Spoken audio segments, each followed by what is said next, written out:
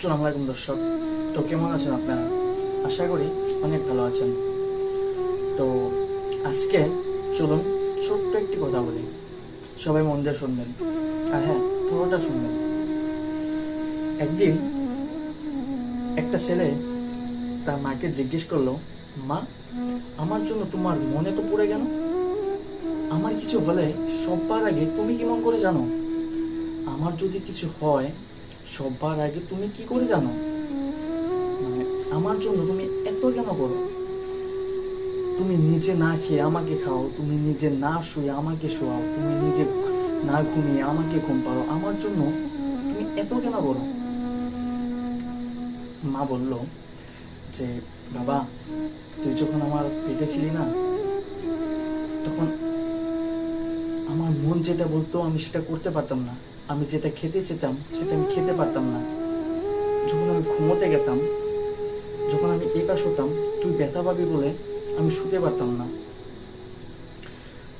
যখন আমি শুতে গেতাম তোরটা মনে পড়তো, আমি ঘুমোতে পারতাম না, অনেক ব্যথা করতো, ঘুমোতে পারতাম না, অনেক কষ্ট করেছি তোর জন্য।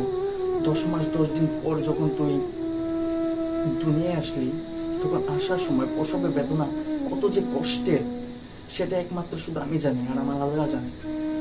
অনেক কষ্ট করে তোকে এই দুনিয়ায় এনেছি, তাই সবার আগে আমি তোকেই ভালোবাসি।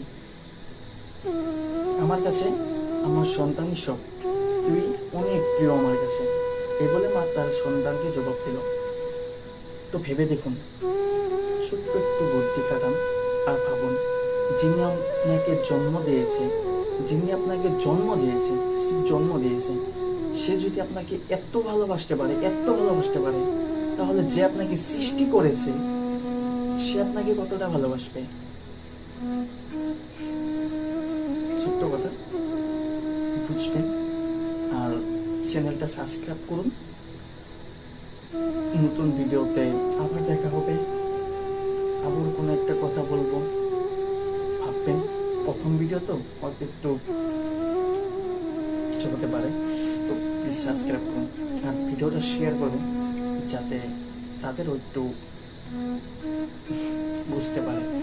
আর হ্যাঁ, মা বাবার খেয়াল রাখবেন, আল্লাহরও শুক্রিয়া আদায় করবেন সবসময়।